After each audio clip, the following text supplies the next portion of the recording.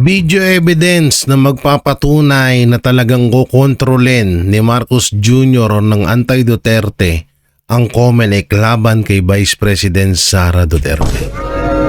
Grabe to.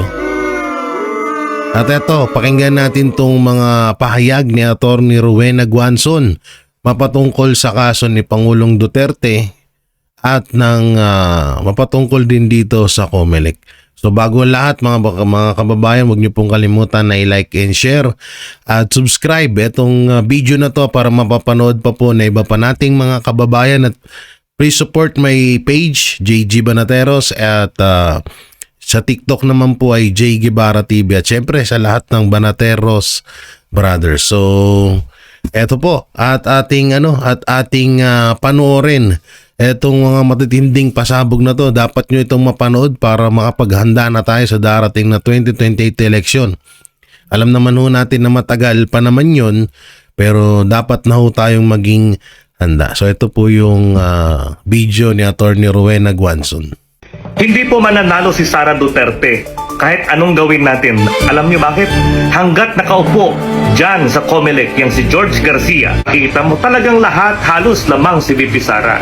Ang problema natin, kahit na lamang tayo ngayon at lamang tayo sa 2028, mahirap pong sabihin na sigurado na yung panalo natin kahit paman alam na natin na milyon-milyon po sa mga Pilipino ang talagang gusto na makaupo sa Malacanang si VP Sara. Kahit anong gusto natin, kung ang nakaupo sa COMELEC ay yang si George Garcia, ito po ay opinion ko lang naman. Sa palagay ko, ay mahihirapan po tayo na talagang maipanalo, mapaupo sa Malacanang si VP Sara. Attorney Rowena Guanzon, ang dating COMELEC Commissioner, kaugnay nga pag-uusapan nga natin itong ang balitang napabilang yung 8 individual, personalidad nga kaninang nabasa ni Partner Admar, kabilang na si Senator Bongo at itong si Senator Bato de la Rosa at iba pa na sinasabing indirect co-conspirator nga dito sa drug war campaign ng nagdaang administrasyon. At subukan natin kung okay na si Attorney Rowena Guanzon. Attorney! Hello po! Ayan, nakita na namin kayo, Attorney. Ayan, napakaganda ni Attorney. Good morning, good morning. Attorney, ito nga po, ano pong reaksyon ninyo nitong narinig po ninyong balita na 8 individual nga ng nagdaang administrasyon ay pinangalanan ng ICC prosecution na kabilang nga doon sa tinatawag na indirect co-conspirator. Pwede ho ba niyong paliwanag yan sa ating mga kababayan? Ano nga po ito? Kaya sila dinadamay dyan na indirect conspirator kasi kailangan mapatunayan ng prosecution doon na yun ay isang planado o naging policy. Hindi lamang siya parang random ba? Yung crime na sinasabi nilang crime, yun ay isang policy nung administrasyon daw ni former mayor. Mayor ba yata noon si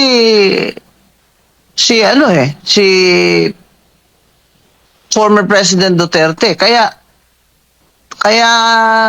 ako naman, nagtatanong ako, bakit kasama dyan sina Attorney Vit Aguirre? Hindi pa naman siya, nung mayor hindi naman siya ang Secretary of Justice doon, di ba? Mayor pa lang noon si Duterte. So, ang sabi niya sa akin kanina, dahil daw nag-abogado siya kay Duterte nung mayor, si former president. Alam niyo po kami mga abogado, namimili din kami ng kliyente, pero may sinumpaan kaming oath na gagawin namin ang makakaya namin para makakamit naman ng hustisya ang aming kliyente at pangalagaan ang kanilang mga karapatan. Kaya pag dinadamay po ang abogado sa mga kaso, parang hindi naman yata tama yan, maliban na lang kung yun na nga, they're trying to say nga na conspiracy daw. Conspiracy. So, pag dinadamay nila yung pati abogado doon, pati Yung ibang tao, hindi ko naman kilala yun eh. Opo. Ang sinasabi ko po kasi, sabi nila ng administrasyon na justice system is working. May local naman tayo na batas. Bakit hindi na lang dito yan elitis sila? Bakit hindi dito sila elitis? Bakit kailangan doon pa sa ICC? Pero alam nyo, hindi naman yung kasagutan dyan kasi doon final ng complainant eh. Sinama sila doon eh. Pero ang tanong dyan, isusurrender ba ni BBM administration itong mga ito kagaya ng ginawa niya doon sa kay former president na hinuli ni Torre na walang kung ano-anong legal basis. Wala man lang confirmation of a domestic court yung kanyang papel na at wala rin siyang papel na pinakita doon kay former president. Kaya tinatanong nga ni Digong doon eh, on what basis? On whose authority?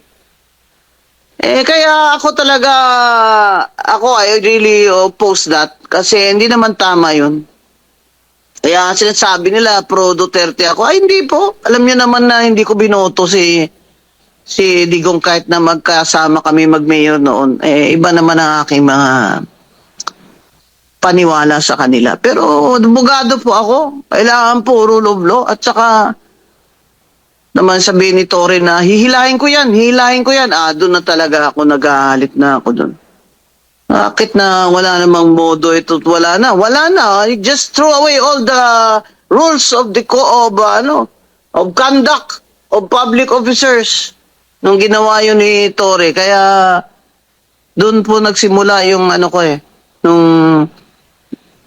naging vocal na ako sa pag-treatment nila doon sa kay Digong. Ang naman sa mga complainant, kung doon nila pinail yan, syempre ang ICC, mag-i-insist siya ng jurisdiction niya. Kahit na hindi na tayo member doon. Kasi nga, nangyari daw yun nung member pa ng Pilipinas.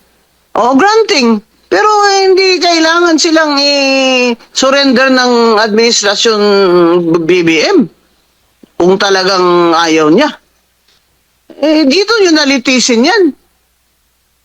Dito nyo na sila litisin. Yun po ang opinion ko dyan. Opo. Pero itinuturing ho ba ninyo ito, attorney, bilang isang legal issue o isang political issue? Dinadivert parang ganun po yung dating sa inyo. Lahat naman ang ginagawa nitong BBM gang na ito, political. Impeachment niya yan, political. Itong sa, what do you call this, EJK, political din ito. It may not have started as political on the part of BBM gang, pero yung paghuli sa kanya, pag-capture, they just really bodily, whisked him to The Hague. That's political. Kasi may choice doon si BBM na hindi niya ibigay. Tingnan nyo ang Israel. Tingnan nyo yung si Putin. Kasi they are strong countries. They are powerful countries. Ba't kami susurrender ng citizen namin sa inyo? Wala kayong jurisdiction kung ayaw ibigay. Di ba? Kaya itong si BBM talagang hindi ako naniniwalang mabait itong tao. Adik kasi kaya ganyan ang mga desisyon niya. Okay. Iba-iba. Lalo na yung foreign policy, diplomacy natin ngayon. Ano ba ito? Flip-flopping. Ito naman si BBM, parang hindi mo na maintindihan kung tawag ba doon?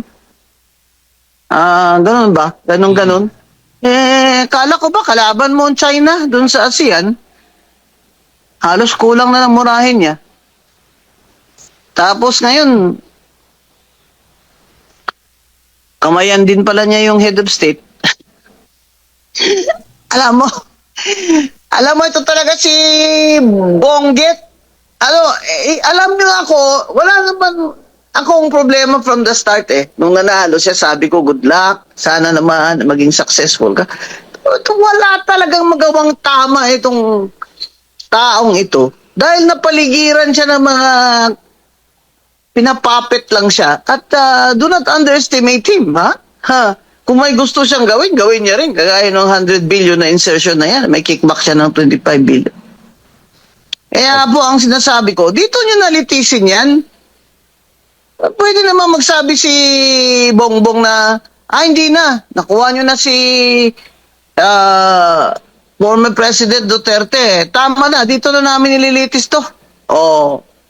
Pwede naman Kaya lang, gusto niya talaga, ubusin niya lahat ng support ni mga Duterte, ubusin niya sa politika at lahat ng mga supporters, ubusin niya para unopposed sila sa 2028. Lalo naman nagagalit ang mga tao. Opo. May kahit siguro kalabaw ang kalaban niya ni Martin Romualdez sa 2028, mananalo pa yung kalabaw ko Ay, sabihin mo lang sinong kalabaw mo, attorney. Para ngayon pala, alam na ng mga kababayan sino susuportahan nila.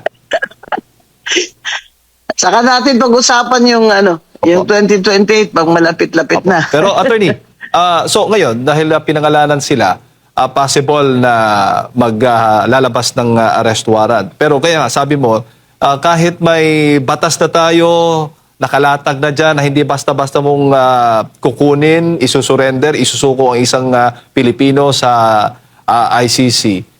Pwede pa rin gawin ng administrasyon by hook or by crook na talagang ipadala itong 8 individual o personalidad na ito na nabanggit ng ICC. Opo. Kasi yun, kahit dun sa kay former President Duterte, wala namang warrant dun Interpol notice lang yan Pero labag sa batas yun, Talagang attorney, di ba? Inawa lang nila dahilan yun Kaya, kung ako dyan, total, si Aguirre, abogado naman, pumunta siya ng Supreme Court.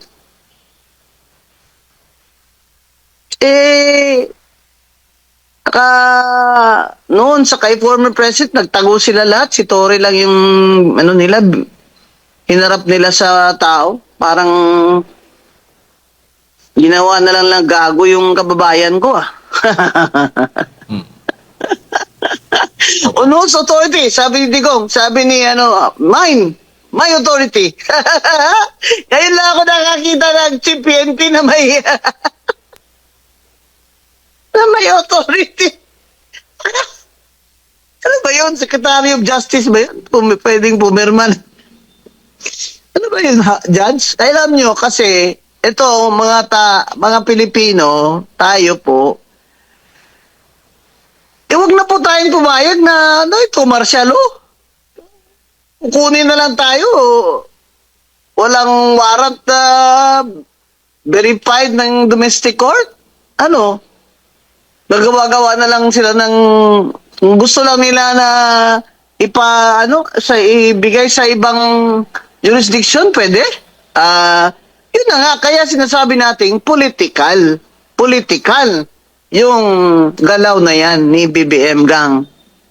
Opo. So, ang nabanggit po ninyo, ang pwedeng gawin ng depensa, itong 8 individual na nabanggit ay pwede silang pumunta sa Supreme Court kahit na wala pang attorney.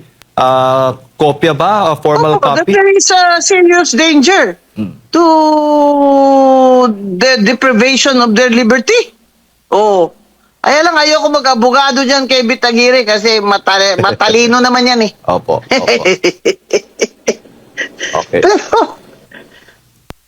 pumunta sila ng Supreme Court para matestingan na ito. Magka-landmark case na ito. Opo. Grabe. Attorneys. Grabe na. Ano bang ginawa ng BBM Gang na ito sa bayan natin? Kaganda-ganda ng wala na, pati ekonomiya, bagsak, hindi lang bagsak, wasak na. Corruption index, sabay salutatorian na tayo dyan sa corruption. Malapit na po tayong maging valedictorian itong si BBM. Tapos sasabihin niya, hindi naman po tayo number 1 sa corruption, sa pinaka-corrupt. third lang tayo. Okay na po yung third. BBM. Magnanakaw ka talaga eh. Attorney, si Partner Admar, kasama ko po dito, may mga karagdagang katanungan. po sa inyo. Attorney, maayong aga, maayong buntag. Nabanggit nyo rin kanina na yung pabago-bagong isip ng ating Pangulo kasi in fact noong April 15 nung siya ay nakapanayam ng grupo or ng Foreign Correspondents Association of the Philippines, April 15 yata ito, 2024, abay ginit siya during that time na hindi niya isusurrender kahit may warrant of arrest itong si kay Pangulong Rodrigo Duterte from ICC. Hindi ba siya pwedeng mayroon ba siyang maaaring pananagutan dito po, attorney? At may tuturing na po ba itong pagsuko sa ating soberanya? Kasi kinikilala din niya na wala na sa ating jurisdiction kahit hindi pwedeng umiral yan sa bansa. Hindi naman siya nasusurrender ng sovereignty. Pero nagpapakita siya na talagang weak siya na leader. Abay, kung strong leader ka, di dapat dito mo niliti si Digong. Bakit? Si GMA, dito na naman nila kinulong. Dito rin nila kinulong. Yung pinail kasi yan ng complainants at the time, si Duterte pa ang presidente, if I am not mistaken.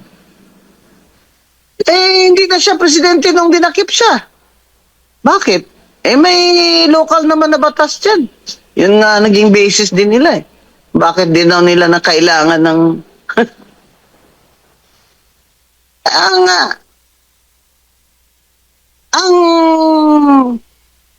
problema talaga nitong BBM administration, gusto pa rin nilang maging presidente sila sa 2028. Gala yung BBM gang na ito para patuloy yung pagnanakaw nila sa kaban ng bayan. Nakakatakot na pong manalo ito uli mga ito dahil tingnan niyo naman sa nangyayari sa atin. Bagsak na ekonomiya natin. 2.4 million ng Pilipino walang trabaho. More than kalahati sa ating mga kababayan ay nakakaranas na ng gutom. Ang solusyon nila, ayuda. Bigas na tag 20 pesos. Abay, kung hindi na to presidente si Bongbong Marcos, padaanin nyo yan sa kalye, duduraan yan ng mga tao. Opo. Attorney, lipat naman tayo ng... Ganyan nakagalit ang mga tao. Alam niyo ako, gumagala po ako eh. Hindi po ako dito sa mga high class lang ng mga lugar gumagala. Gumagala din po ako dun sa mga what do you call this? Yung mga market. Kausap ko mga rider, mga street cleaner, mga labandera. Talagang papatayin na tayo sa gutom nitong BBM gang na ito eh. Tapos sila, kukobra pa ng sweldo. Yun pong sinasabi ko kay Secretary Ralph Recto. Pinapaabot ko po kay Secretary Ralph Recto, huwag mo kaming tingnan dito na parang uutang ka uli. Di ba may kantang ganyan ha? Nung ako yung nasa UP, huwag mo akong tingnan na para bang uutang ka. Secretary Recto, huwag ka na utang ng utang. Si BBM, pabayarin mo na ng 203 billion na utang niya sa estate tax. 200 lang naman ang kulang mo eh. Di yun na. Okay ka na. Tapos kami, itatax mo na naman ha. Mr. Batman. Ganyan talaga, Secretary Recto. Sacrifice. Mag-waive ka na ng sweldo mo. Lahat ng kabinete mag-waive ng sweldo. Senador at congressman, mag-waive ng sweldo. At gawin na yan na wala na sweldo sila sa sunod na term nila. Kung hindi ba rin mga magnanakaw dyan, hindi na yan tatakmo yung mga kontraktor. Wala na palang sweldo eh. Saka wala na rin allocables, walang pork barrel. Lahat ng reformang ito ay magagawa lamang ng totohanan kung hindi na sila ang nakaupo sa 2028. Yan po ang goal, mga kababayan. Kung gusto nyo ng reforma, kung gusto niya ng makaahon tayo sa kahirapan at ang ating ekonomiya, ay palitan natin itong BBM administration. Mga inutil ito. Mga magnanakaw. Attorney, Pati na po yung mga congressman. Eh, palitan nyo na po yung mga congressman nyo. Eh, binibigay sa inyong ayuda. Eh, pera din naman natin yan eh. Laki kaya ng mga tax natin, lalo na yung VAT na yan eh. Tapos, ibibigay sa inyo, ayuda. Ano, 5,000? Okay na kayo doon? Hmm. Tapos magugutom na naman kayo dahil ang gobyerno nyo ay walang trabahong kinikreate, ginagawa para sa inyo. Dapat trabaho. Bakit ayuda? Dapat trabaho. Attorney, lipat po ako ng topic po dito po sa kinakaharap na impeachment naman versus Vice President Sara Duterte po. Nabasura na po yung impeachment laban dito kay Pangulong Bongbong Marcos Jr. Sa tingin niyo po, uusad po ito lalo na papalapit na po yung 2028 elections din, and at the same time patuloy pa rin pong namamayagpag ang grado ng pangalawang Pangulo po. Attorney, maaari bang may pagbabago sa tingin niyo po ang mga isip ng mga kongresista dito na boboto po, Attorney? Nag-iisip na yung mga yan eh. Sabi nga ni Congressman Paulo Marcoleta sa akin, naririnig daw niya sa lounge eh. Iba nag-uusap na parang ayaw na nilang pumirma kasi malapit na eleksyon, baka maresbakan sila. Alam no, they're all political animals. Isipin nila ang re-election nila. Kaya naman sila dikit ng dikit dun sa puon nila na si Martin Luther King Romualdez, lalo na yan si Luistro ng Batangas. Kasi yun ang namimigay sa kanila ng pera na ipamumudmud nila. Pamudmud nila yung pera natin, parang kanila. Yan lang po ang incentive nila doon. Ngayon, kung tanggalin mo yan, wala na silang ayuda. Hindi na bawal na silang magbigay ng mga pangalan. Wala na silang allocable. Diretso na ni Secretary Dizon doon sa mga LGU. Kung anong kailangan. Dapat according to an economic plan naman. Grabe naman. Eh kung tayo nyo lahat yan, basketball court. Kung tayo nyo lahat yan, waiting shed. Ano nangyari sa atin? Dapat i-prioritize nyo. For example, LGU magpapagawa. Pero unahin muna school buildings. Di ba? O tsaka yung farm to market road na yan na naman yan ang bagong flood control scam eh. Yung farm to market road kasi hindi naman makikita yung road na yan doon sa tuktok ng bulkan. Lalagyan nila. Kaya itong impeachment na ito kay Vice President, posibleng i-dismiss nila. Sasabihin nila, lacking in substance. Kasi confidential fund ang basis. Meron ng COA unmodified finding na pumasa na sa audit ng COA yung confidential fund na 129 million. Compare mo naman sa ilang bilyon-bilyon mo ninakaw ng mga magnanakaw na congressman dyan at DPWH. Kasama pala yung mga taga-Malacanang, yung mga undersecretary pala na naglalagay din sila ng mga sarili nilang flood control tsaka unprogrammed funds. Grabe. PBM, may sakit ka na ngayon kaya ganyan. Lahat ng pera mo dyan, saksak mo dyan sa tiyan mo. Attorney? Mga kababayan, ako po ay nananalangin na lang gabi-gabi na baka sa 2 taon naman po ay may light at the end of the tunnel. Basta wag nyo lang po silang ipanalo sa 2028 ay magkaka-reform tayo.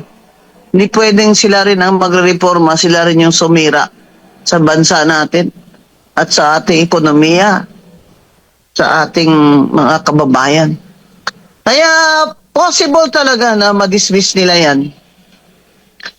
Pag may basbas. Kasi kahit na nag-inhibit si Sandro as majority leader, kunyari lang yun. Pag may utos, gagawin pa rin yun. Kaya akyat pa rin sa Senado. Pero ito lang po ang sasabihin ko sa inyo.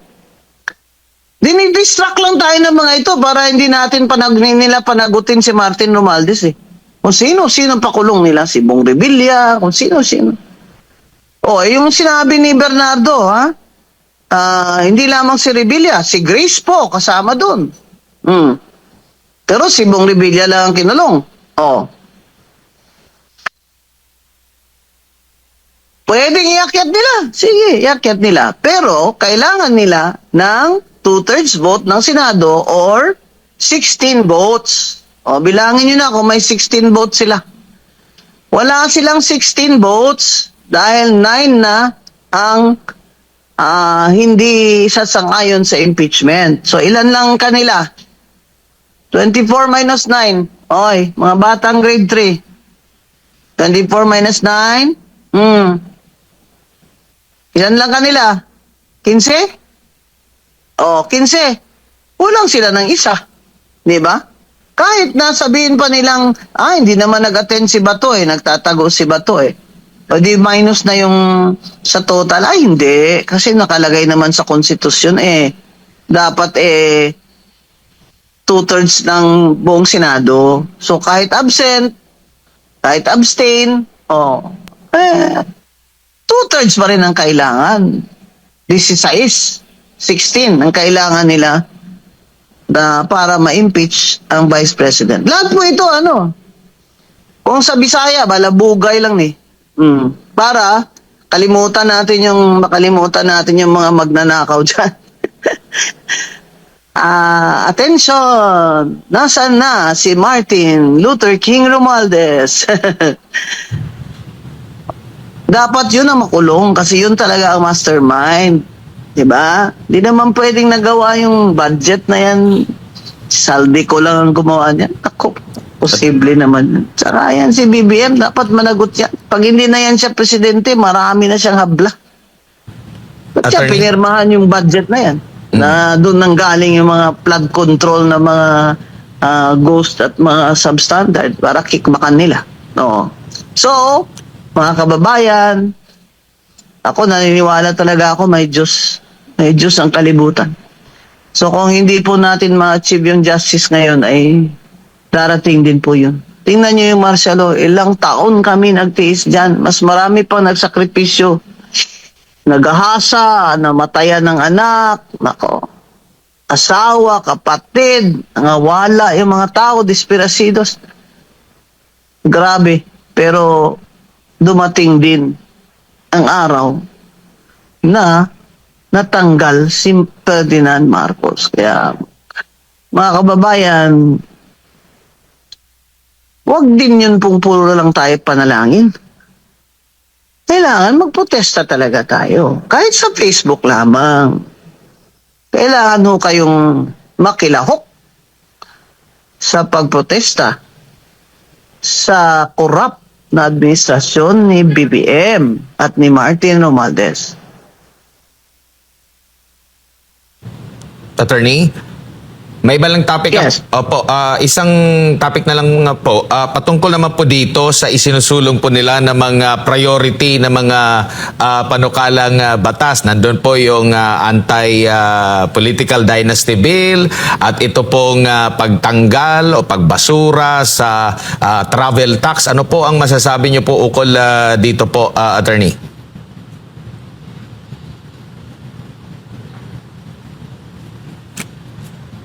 Wala. Attorney? Nako. Oo. Balikan lang natin na maya-maya kung makakabalik pa si Attorney Rowena Guanzon, dati pong COMELEC Commissioner. Ang huli ko pong tanong ay meron po kasing mga panukalang batas na nais po na gawing prioridad ng administrasyong kasalukuyan. At kasama nga po rito ay ang pagsasabatas ng anti-political dynasty bill at yung marami na rin pumapalag dito nga po sa travel tax. Attorney, balik po tayo. Si Admar po ito ulit. Meron pong mga priority bills ang administrasyong ito, kabilang po yung anti-political dynasty at yung... Yung anti-political. Opo. Sige po, Attorney. Siyempre, gusto nilang yung kunyari nagre-reform si BBM. Kaya inunahan nila yung iba. Nauna si Sandro Marcos mag-file ng anti-dynasty, pero sumunod naman si Chel Jokno. Ito lang nakakatakot dyan Hello? Go ahead po, attorney. Hello? Sige po, attorney. Nakakatakot dyan. Kung gagawin nilang batas yung political dynasty na bill na mahina, abay, para na rin tayong nag-legalize ng political dynasty. Kaya yung mungkahi doon na hanggang 4th degree, hanggang 4th degree, hindi lang 3rd degree. Kasi yung 3rd degree, first cousin yan. Sang-ayon ako doon. Ang gusto ko pa nga bawat sa isang probinsya, isa lang sa kanila. Isa lang. Exempted na lang yung anong pangalan nito? Exempted na lang yung mga sanggunian, mga barangay. Exempted na lang yun. Kasi may sariling political dynasty law na ang barangay So dapat yung excuse me, sorry. Kasama din yung mga sanggunian pala. Barangay lang exempted dyan kasi may sarili siyang special law. Dapat nga sa buong probinsya, isa lang sa kanila. Di po ba? Kasi itong may isang bill dyan na nakalagay up to 3rd degree. Tapos hindi niya nilagay yung party list. Bah, lulukohin na naman tayo So, hindi tatakbo sa district niya yung kapatid niya. Pero tatakbo ang party list. Pareho din yun. Dapat naka-specify. At yung party list act na yan, i-synchronize nila dyan sa anti-political dynasty nila na law. Opo. Hindi lang naging na ito. Itong political dynasty is actually isa sa mga ugat ng ating mahinang demokrasya at korupsyon. Dahil magkakamag-anak sila. Kanya-kanya silang they control power. They have power not only in our economy, but even in their local economy. May balita nga ako, yung iba dyan Hindi ka daw pwedeng magnegosyo doon sa isang bayan kung hindi approve ng mayor doon at congressman na magkamag-anak naman.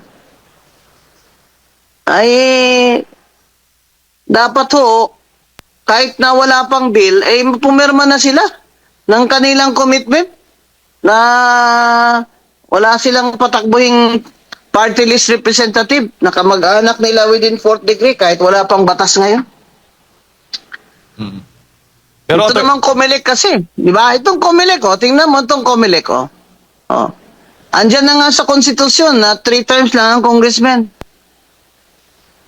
Siyempre kasama na dyan ang party list. Bakit? Di ba congressman yung party list rep?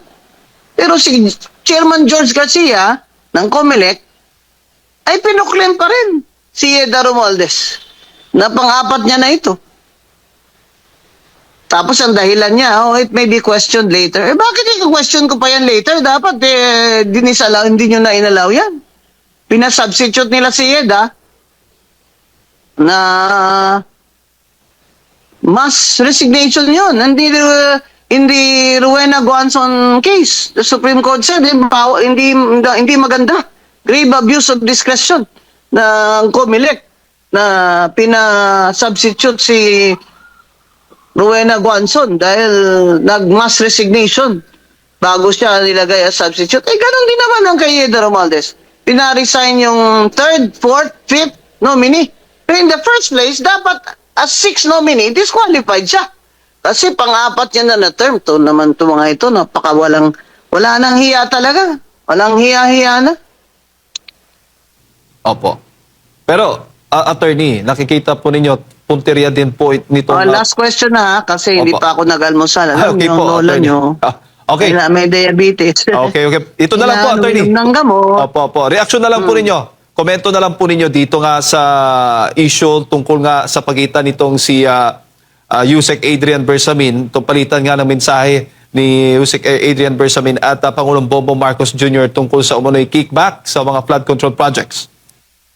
Saan ang galing yung text na yan? Si Yusek Bersamin mismo ang nagbigay niyan? Ang sabi ni Congressman Sa source? Erice, ang source daw nila si Congressman Leviste. Pinakita daw ni Congressman Leviste yung palitan ng mensahe sa kanila ng ilang mga kongresista from minority. Pwede naman ma-verify yun I-verify ang numbers. Basta pumayag sila or they're under investigation, the court can order. Di ba? Na i-disclose yan ng mga Globo Smart na yan. Eh, ako naniniwala ako dyan. Alam nyo, mga kababayan, hindi naman nangyari itong lahat ng mga pangnanakaw na ito, pandarambong sa atin ng mga ito. Kung si Bongbong mismo ay wala rin kanyang share, hinayaan nga niya yan kasi meron din siyang share, di ba? Kaya niya nga pinirmahan yung budget na yan kahit na alam niya na overpriced na lahat. Sobra-sobra na yung flood control projects kasi meron siyang share. Ngayon naman, yung budget natin, tingnan nyo, may unprogrammed funds pa rin. Yung sinasabi nga ni Dr. Winnie Monsod, na professor ko sa UP School of Economics, bakit nandyan pa yung unprogrammed funds na yan? Oh, eh yan source naman ng pagnanakaw pa yan. Tsaka yung unprogrammed funds, ibig sabihin wala namang pera yan. Maghihintay ka pa kung merong revenue na darating. Eh, ba't mo pa nilagay dyan? Oo. Kasi, ano mo yan? Parang ano ba? Backup niya na alkansya yan para sa pagnanakaw niya. Ay, sinasabi nga, bakit nandyan pa yan program funds na yan? Dapat hindi dinilit na yan ng Senado o dun sa BICAP. Ito naman kasi, ewan ko ba, ayoko na ng maraming kaaway, pero sinasabi ko talaging totoo eh. Wala naman akong personal na away sa mga ito. Eh, sinasabi ko lang po ang totoo. Kasi, ano naman po, ang usefulness ko sa buhay ko, na napaka binigay sa akin ng Panginoon at mga magulang ko itong talino ko, at katayuan ko sa buhay, at lahat ng mga work experience ko, mga naging teachers ko, lahat po ito binigay sa akin para ano, yun po, isipin nyo lagi, kung kayo po ay may mga talento, para ano, para sa sarili ko, hindi po, kailangan po talaga mahalin natin ang bayan natin. Kaya mga kababayan, panoorin nyo po ako, plug ko na to sa TV, Net25, bawat Miyerkules, alas 4 ng hapon sa Usapang Matino.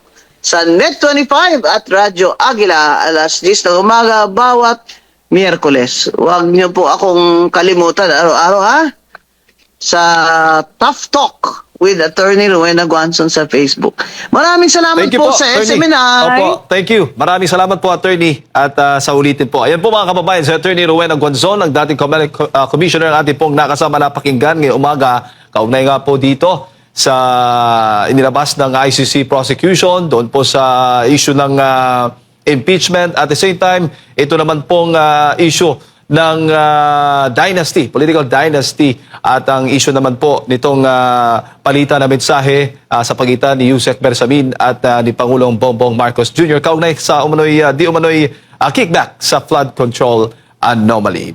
We have to reiterate the calls, no, for to revisit the past election, no, and the COMELEC processes. Kasi po, yan na lang po ang makakatalo sa isang President Sara Duterte. Magic na lang po ang makakakontra dyan.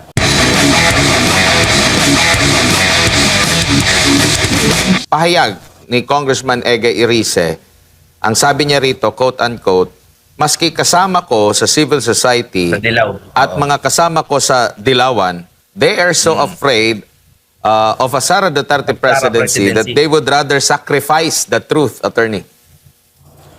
Yes. Yes, alam nyo si Congressman Egay Irice ay isa sa mga matatalik na kaibigan ni Pinoy Aquino, no? Matalik na kaibigan, hindi lang po kasama sa politika, barkada. Mahal na mahal po niyan si Pinoy. At yan si Kong Egay, he is admittedly yellow, pero ako po ay sumuporta sa kanya, sa kanyang congressional bid. Because he is a reasonable person. Ito po yung sinasabi ko. I suppose the word for the day is reasonable, no? Etong si Kong Egay Erice, napakalinaw ng kanyang sinasabi na napapansin niya na kahit sa kanilang panig na may mga extremist na nakakasira sa kanilang panig. So, yung sinasabi niya na hindi niya ini-endorse si VP eh. Ang ini-endorse niya yung katotohanan. Na ang sinasabi niya, malinaw na may mga impeachable offenses na ginawa sila Pangulong Marcos na dapat at least dinggin natin sa ating Congress. Malinaw na rin na may mga kaso na dapat pinafile laban sa dating speaker, no? Pero sa kanilang lahat who have historically run on a campaign platform of decency, no? Silang lahat ngayon ay willing to not be decent, to not be logical, just because of their fear of a Sara presidency. Now, the problem with this is this. Sila po ay panig sa katotohanan except when their political existence is threatened. Abay, mali po yun. Kasi po, yan naman ang masasabi ko sa mga Duterte. Even if their political existence is threatened, hindi po nila ipagpapalit ang katotohanan para lamang sa politika. At yan din po ang masasabi ko sa mga Duterte supporters. Kasi yung mga Duterte supporters na yan, nag-aaway-aaway pa yan. Nag-aaway-aaway pa kapag palagay nila na merong isa sa ranggo nila na medyo out of line. So, sa huling just as a final statement on that, makikita po natin yung consistency at least ng Duterte supporters. Nandyan talaga. Walang bumaliktad sa kahit anong mga sinasabi nila. At kung may bumaliktad man, halimbawa, si VP Sara, bumaliktad siya sa kanyang pag-support kay BBM, humihingi ng tawad. At yun po ang pinakamahalagang attribute ng ating susunod na Pangulo. Opo, napag-uusapan itong ICC at ito pong si Vice President Sara Duterte. Si Attorney Cristina Conti, after di ko alam kung after ba nung mismong pagpapahayag ni VP Sara Duterte na siya'y tatakbo sa pagkapangulo, meron siyang statement dito or sa panayam sa kanya na idinadawit uli yung kanyang pangalan ni VP Sara. Ang sabi niya dito, maaari daw mabanggit yung pangalan ni VP Sara kung sakali. Dahil ang pagkukwentuhan doon ay kung anong nangyari sa Davao at kung paano ito naging nationwide, si Sara Duterte sa pagitan ng 2011 to 2019 ay naging mayor at vice mayor ng Davao ng panahong iyon. Ito ba ay malinaw din na pinupolitika at hindi na usaping legal po ang nakikita nyo po dito, attorney? Malinaw naman po, self-explanatory po. Dahil let's look at it from a general perspective, no? Ano po ba ang ratings ni Sara Duterte? At sa pinakamababa, yung sa pinakaalam na nating hindi siya papanigan ay mga 35% pa rin po yung kanyang rating leading at ang mga kasunod ay nasa mga single digits, no? So I don't even want to comment on the position of the good attorney just because all of this considered ay napakalinaw na parang pag-attack na lamang kay VP Inday from all sides. Hinahanapan yung kanyang mayoralty, yung kanyang pagka-VP, yung kanyang pagka-DepEd Secretary. Kung makikita nyo, all her positions, no, hinahanapan ng pagkukulang or pagkakasala. Ganun ko lang siya nakikita. So, despite the acute lack of evidence, tingnan nyo, halimbawa sa confidential fund, ang pinalalaki nila na issue, napakaliit. Kasi wala silang mahanap na malaking ebidensya. Bakit hindi sila maghanap ng ebidensya sa kunyari 1 billion? No? O kaya ito, naghahanap sila sa mayoralty. wala silang mahanap kasi na solid. So yung may makita silang kahit katiting lang na Mary Grace Piatos na kahit papano masispin nila into evidence, kinakapitan nila. So as an overview, napakalinaw sa akin na lahat lang ng ginagawa nila ay ganito. Ang utos nila, tingnan nyo lahat ng naupuan na posisyon ni VP Sara, hanapan nyo ng butas, palakihin sa media. Ganun lamang po. Bakit walang tumutuloy sa ombudsman? Bakit puro impeachment pero walang in the courts of law? Kasi alam nila that it will not stand the scrutiny of strict judicial processes.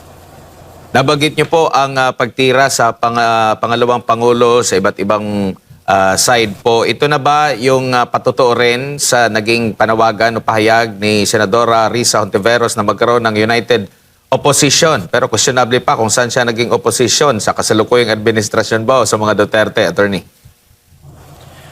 Alam niyo po, dyan ako hindi kamping-kampe sa ating sa side ng ating politika. Kasi hindi ko naman po sisisihin si Senator Risa dyan. Kasi naman po, yan ay politika na. At pagdating po sa politika, napakalaya po nila kung sino ang gusto nilang kampihan.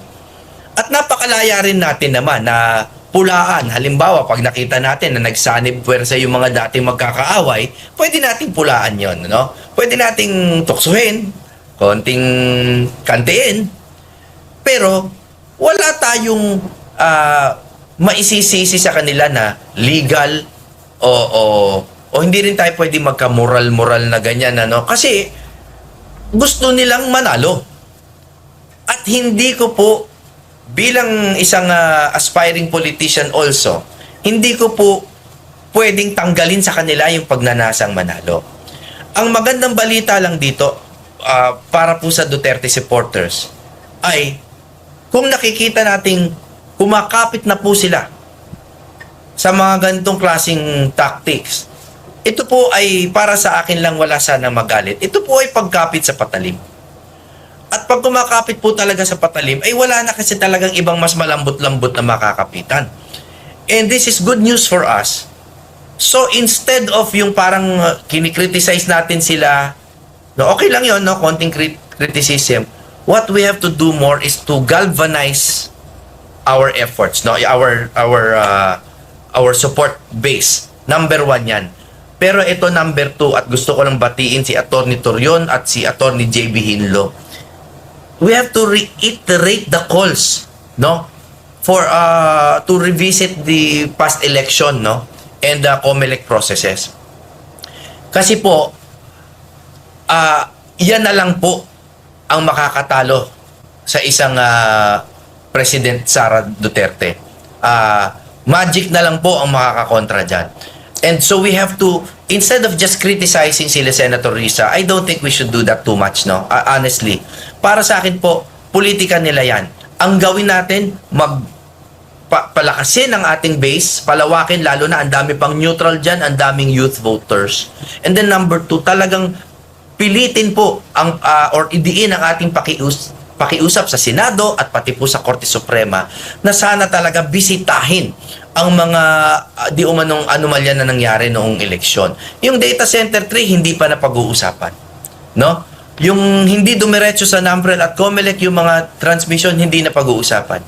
Yung mga balota na overprinting hindi pa na pag-uusapan. Mga walang serial number hindi pa na pag-uusapan. These are very important issues for the future, hindi lang po for 2028 but for the future of our democracy. Opo, bilang panghuli na lamang po, attorney, bago ko lang ibalik kay partner Jade, nabanggit po yung pangalan ninyo ni Congressman Benny Abante ng Manila 6th District na kayo na lang daw po maging katandem daw ni Vice President Sara Duterte sa 2028. Ano pong masasabi nyo rito? I don't know what he means by that. Wala namang kaming past animosity ni Kong Abante. Magkaiba talaga kami ng politika. Sa katunayan po, hindi ko na ipopromote, pero may kumuha po sa akin na isang news channel na kasi ayaw ako kunin ng SMNI, kaya tinanggap ko na lang po, no, sa ibang channel. Easy. Biro lang. At mamayang gabi po, guest namin si Kong Benny Abante. No? the very few interactions we've had, matino naman po ang aming pakikipagpalitan ng opinyon.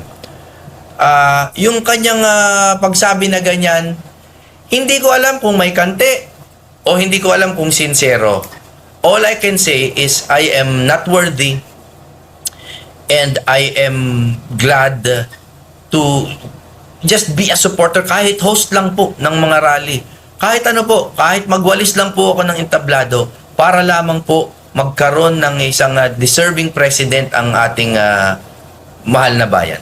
Ang nabanggit kasi niya rito sa isang panayam, quote-unquote, I heard what Attorney Jimmy Bondoc said that ang gusto niya maging running mate ni Vice President is Robin Padilla. Bakit hindi na lang si Jimmy Bondoc siya nag-announce palagi? Si Jimmy naman, abogado yan at magaling din naman yan. Siya na lang maging running mate ng ating Vice President. You know, I am a very positive person and I will just accept this compliment on its face.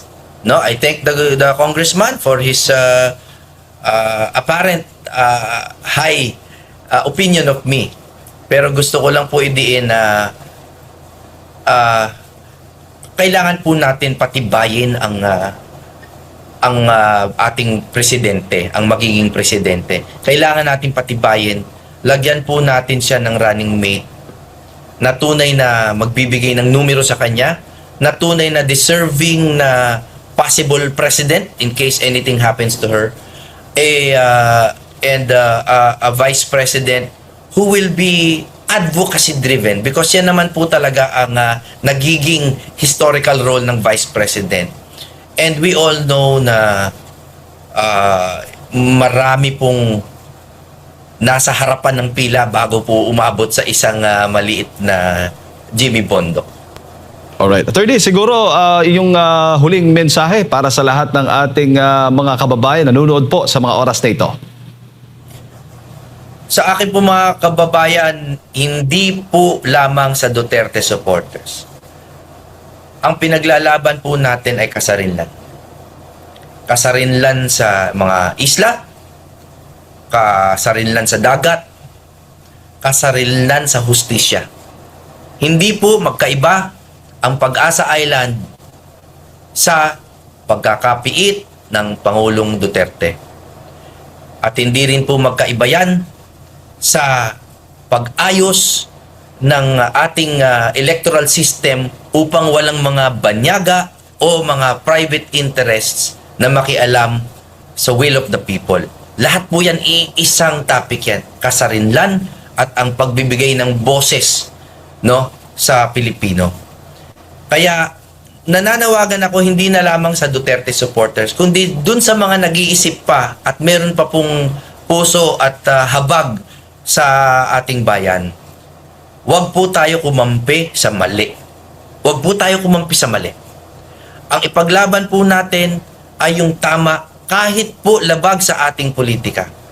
Kung palagay po natin na si BP Sara ang makakatulong sa Pilipinas sa susunod na 6 na taon, tulungan po natin siya, o at least wag po natin hayaan ang siraan na walang basihan laban sa kanya.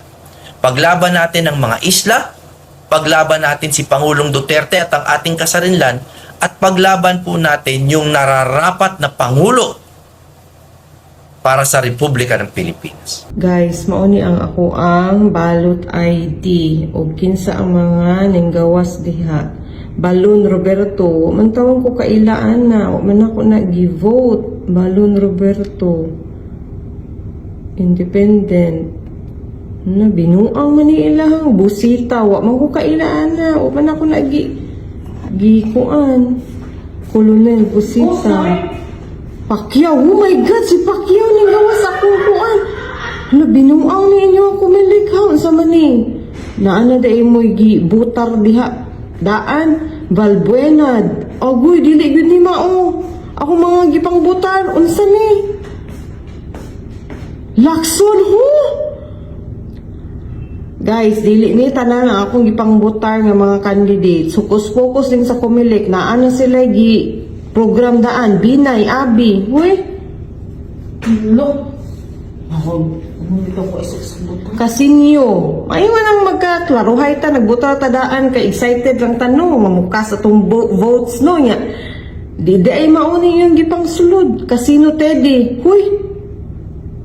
Ang akong gibutar, guys, straight ta. Uy, Bong Revilla. Straight ta, guys, sa PDP ra gyud, guys. Unsa naman ni Ramon Revilla. Hay nako. Alban Attorney Angelo. Mag-sure lang. Wala yung nasunod. Ani nga, ako ang gusto nga Bilyar Camila. O kani, ako ning nabutar. All the rest, guys, dili ni tinuod. Mustafa, huy, yun sa ni. Uy, workers peasants, Duterte Youth ang akong gibutan. Martinez Eric, huy. Comelec, palihog ko. Oh, ninggawas na si Bongo. Partido Demokratiko. Ahmad Wilson. So, ni si Ahmad Wilson. Mata Lisa. Maza Lisa. Tulfo Ben. Hoy, naku. Abinuang din ni nga po ano. Oy, Brosas. Hoy, mako. Si Arlene Brosas. Wala taon taan na, day. Aquino Bam. Marcos Aimee. Hala, wala jud ko nagbutar og Marcos. Maglaruhay ta kumilik yun sa nininyo. Espiritu Luke. Hala. Salvador, okay. Salvador. Tulfo. No, daghan yung mga kabulas tugan. Dili tani. Lakas Christian Muslim sa man ni. Cayetano. Ano na ila? Wala tanan naman yun. Una nang ilang i-online para may nana. Abalos? Ano sa kanino? Ang mga nini-reflect dari, ang gato ba ning listahan or binuang na gyud? Session is going to expire na.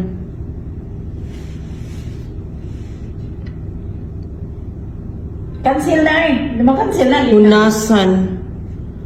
Wala, na-submit naman ni. Na-translate. guys. Rodriguez. Guys. Kay... Huwag ka na enroll. Cabo Negro.